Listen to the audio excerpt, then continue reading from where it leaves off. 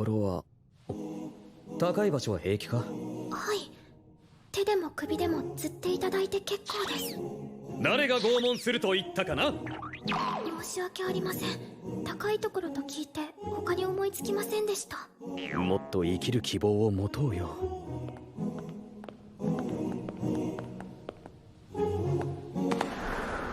So, if you are a longtime visitor of the channel, then you know that I am a really, really big believer in the fact that I don't think we need more than an episode 1 to decide if we should or should not watch an anime.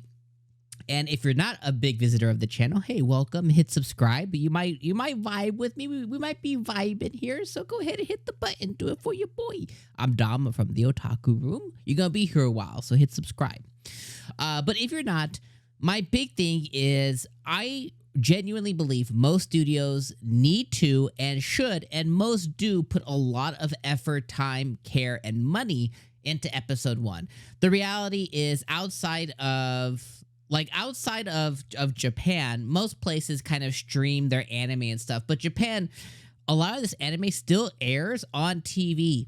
If you were to go to Japan, you can still tune in to, I guess you could call like a cable network, and you would still say, oh, Archdemon, which we're talking about today, Archdemon's Dilemma, comes on at 7:30 a.m.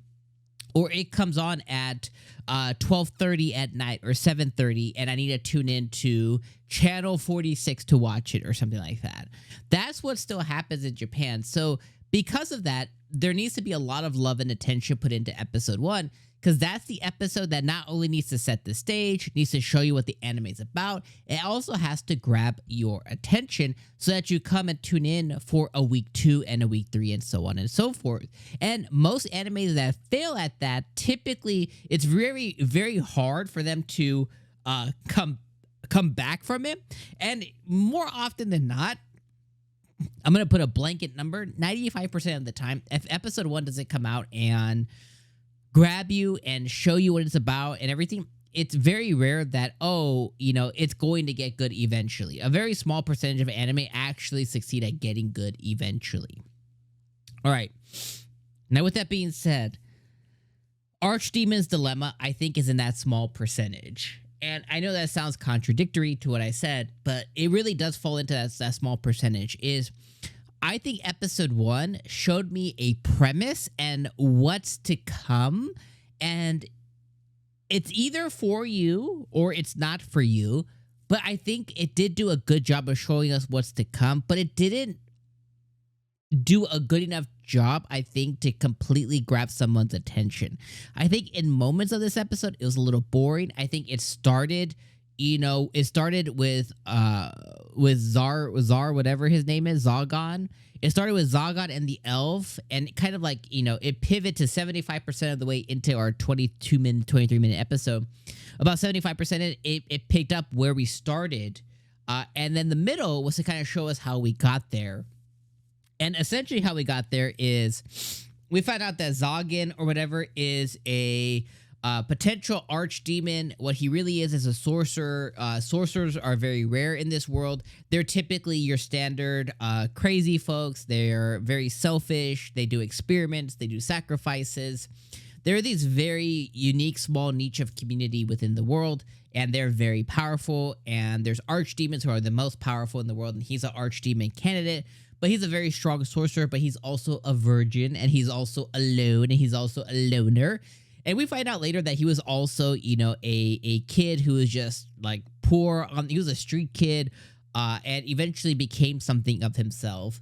But with all that being said, an archdemon has recently died, and him and his friend Barnabas, something like that, went to an auction. And in that auction, they were auctioning off the archdemon's possessions. They got there, and there was no auction that happened, or there was, and they got there late.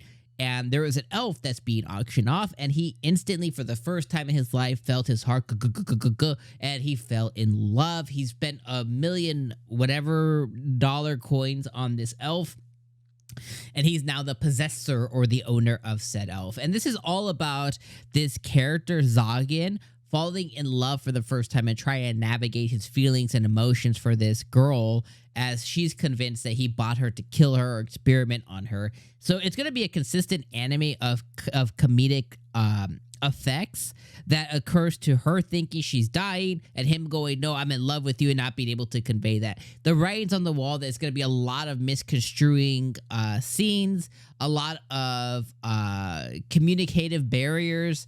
You know, he's going to say, you know, I want to take you to dinner, and she hears, I want to eat you. A lot of those kinds of moments. And I think I'm here for it. And I can really see this being or turning into something really, really watchable and really entertaining. I think the elf is absolutely adorable. And I like that 𝐒𝐚𝐽 doesn't fit the typical crazy sorcerer, killer person vibe and stuff too. And I'm very interested to see on how he's going to become an archdemon. And all that too, as you know, the other archdemons have to vote on who's next, and he could potentially be next. So, again, I understand if it didn't grab you. I also understand if you want to give it a couple more episodes. I think this is one of those rare cases to where maybe you do give it an episode 2 or 3, and see if it really grabs you. And I also get the person who's like, this, you know, I'm gonna just let this stack up and watch it later. And then if you're like me, who's like, I see the potential. We'll be here each and every week talking about it. But Archdemon's Dilemma, so far, pretty good. I hope this video does good because I would like to cover it every single week. And when the seasons first start, that's how I kind of figure out what I'm going to review and talk about each week. And if this video does well, I hope I can and will talk about this each and every week. But yeah, I like the elf so far. Neffy, I think she's really adorable, really cute. I think part of the thing is he's gonna find out how to get her restriction off of her. He recently got her a room. He blew up a little bunch of stuff, and there's apparently he inherited or bought the castle. There's a lot of torture devices everywhere. So I can just see this being very funny, and I'm very here about it. And then I'm also interested about the romance stuff and seeing on how, hopefully they don't, you know, stretch it out too long. Hopefully we can see some romance, maybe about halfway in. That'd be pretty cool. But I'm excited on seeing on how 𝐒𝐚𝐽's going to love his elf bride. So anyways, let me know what you guys thought about this anime in the comments down below if you watched it today, or, you know, whenever you're watching this video, if you watched it, let me know what you guys think. If it's for you, let me know why. If it's not for you, let me know why. If you're going to binge it later, let me know why. And if you're just going to skip it or whatever, you know, let me know in the comments down below. I'm interested to just see all you guys' thoughts, but also interested to see who's kind of on the same page as me of like, episode 1 wasn't all that, but the writing on the wall is something I want to read, you know? So anyways, I'll see you guys next week, potentially for episode number 2. If not, have a great day, have a great week, have a great weekend, night, evening, morning, all that stuff. All right, my friends. Peace out.